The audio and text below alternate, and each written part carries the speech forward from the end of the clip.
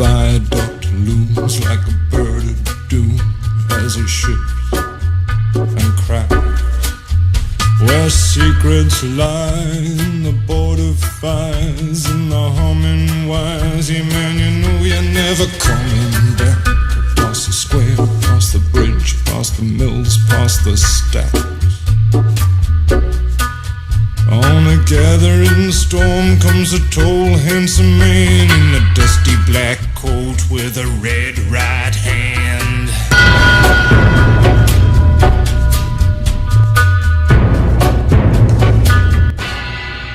Bienvenue dans le live YouTube de Snobby.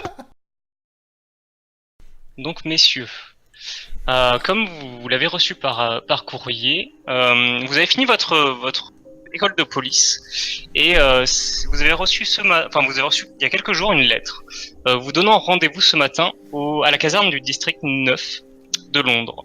Vous savez très bien que c'est un des plus vieux districts de Londres et que c'est une caserne qui foisonne, c'est plutôt un quartier populaire et vous avez été affecté là-bas en sortant de l'école. Ça vous déplaît pas et ça ne vous ravit pas non plus. C'est un quartier un peu banal, il s'y passe des choses banales.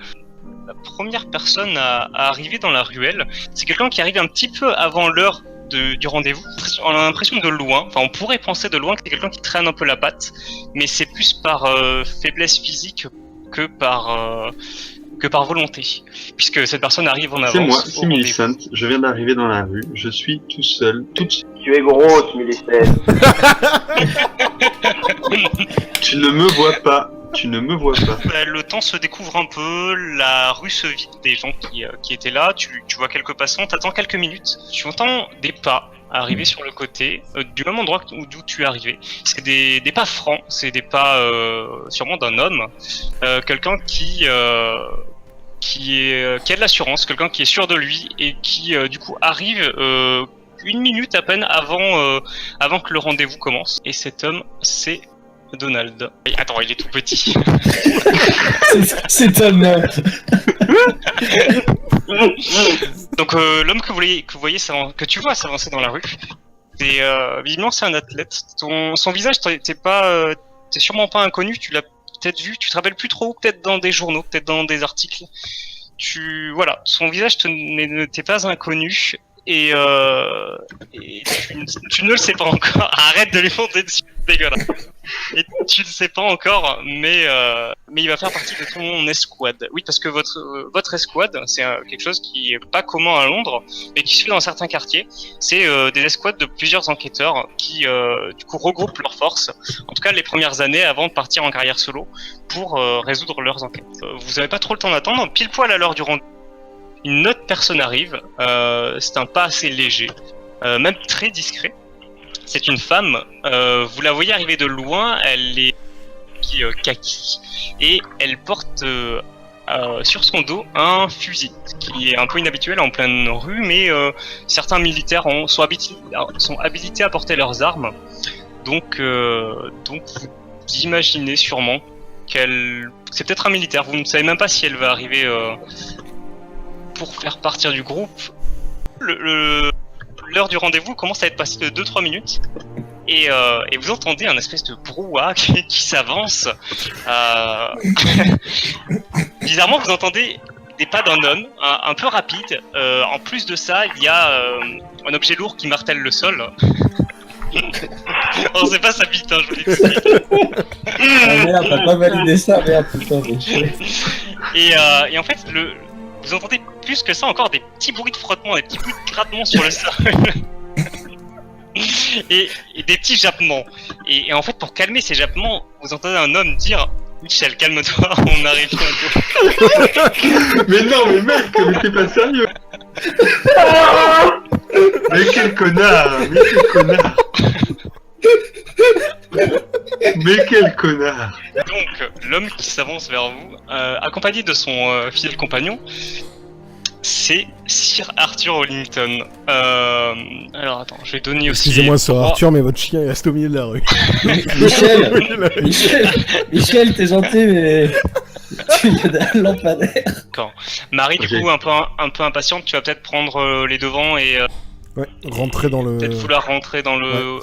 de vos idées de police. Vous traversez une salle où il y a beaucoup de remue-ménage. En fait, chaque policier, chaque officier est en train de vaquer à ses occupations. La dame de l'accueil vous a indiqué rapidement la salle de briefing que vous allez laisser partir. Donc vous entrez tous dans la salle de briefing pour votre prochaine... On est censé voir une autre map là? Ouais, Elle est en train de charger, elle a l'air un peu longue ça à va pas charger. tarder. De là, la porte s'ouvre et le chef de la caserne rentre. Il passe devant vous, sans même vous saluer, il vient... Et il entame un discours, donc où il vous accueille simplement au commissariat. Un discours qui a l'air d'être assez rodé, qui a l'air d'être un peu le même qui déballe chaque année visiblement. Donc il commence à vous expliquer un peu que on a reçu dans la nuit un coursier qui est venu simplement donner l'information suivante. À la morgue du Cheval Noir a été volé un cadavre. Donc c'est quelque chose qui vous étonne guère puisque à cette époque les vols de cadavres sont fréquents pour les revendre dans les universités de médecine. La médecine est en plein essor. Donc il va vous simplement vous dire que c'est une mission simple pour votre premier jour et que vous avez à aller là-bas, prendre les dépositions, soit du gérant ou s'il a des assistants. Il lui semble qu'il y a un officier sur place qui est déjà présent et qui, comme dans toutes les morgues, qui est présent pour normalement veiller à ce que ce genre de méfaits n'arrive pas. Alors, vous entendez que le cocher commence à ralentir. La rue est assez bruyante. Vous descendez de la calèche et vous voyez qu'il y a un petit attroupement devant la vitrine de la morgue dans laquelle vous devez aller. Les gens essayent de zioter un peu à l'intérieur, les rideaux sont fermés donc ils arrivent pas vraiment, ils se poussent. Vous écartez la foule, vous rentrez dans la morgue et en fait dans la morgue vous pouvez voir un petit groupe de personnes et vous entendez surtout un officier qui est déjà sur place et qui est en train de les pousser, de leur dire allez-y sortez, on ne veut pas de badauds ici, et il les pousse un peu. Et il arrive en face de vous, je vais vous déplacer sur la map. Il te pousse un peu, Donald, il fait « Oh là, bon, monsieur, tout le monde dehors !» Là, j'interviens. J'interviens parce que je suis un peu derrière, mais j'interviens pour expliquer la situation. Et s'approche le monsieur qui est là. Qui s'approche de vous en disant « Ah, messieurs les inspecteurs, enfin, je vous attends. Je suis le gérant de la morgue et j'étais pressé de vous donner ma déposition pour en finir au plus rapidement avec cette affaire grotesque. Donc ça va s'adresser à ce qui est ici et il va le dire Elisabeth, veuillez nous préparer du thé s'il vous plaît, et du thé pour ces messieurs dames. Ils doivent être assoiffés après le voyage qu'ils ont fait. Et vous la voyez s'exécuter et elle part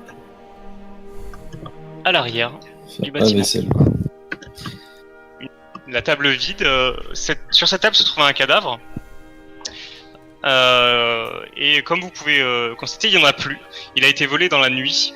L'officier ici présent est de garde normalement la nuit. Et vous voyez qu'il se tourne vers l'officier qui est ici.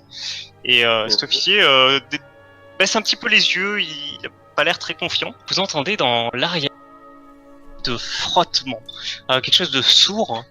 Et il y a une agitation, il se passe quelque chose jusqu'au moment où vous entendez...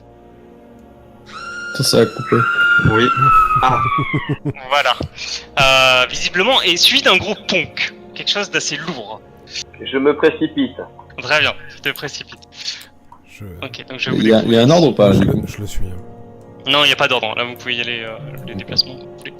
Vous rentrez dans la pièce et vous voyez donc allongé sur le sol et à côté d'elle une casserole renversée. Une casserole qu'il était en train de faire bouillir pour préparer du thé.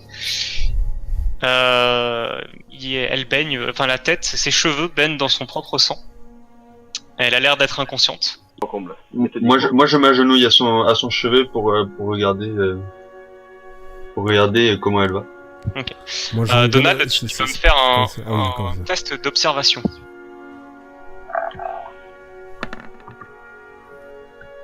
Ah bah ouais, là c'est bon là.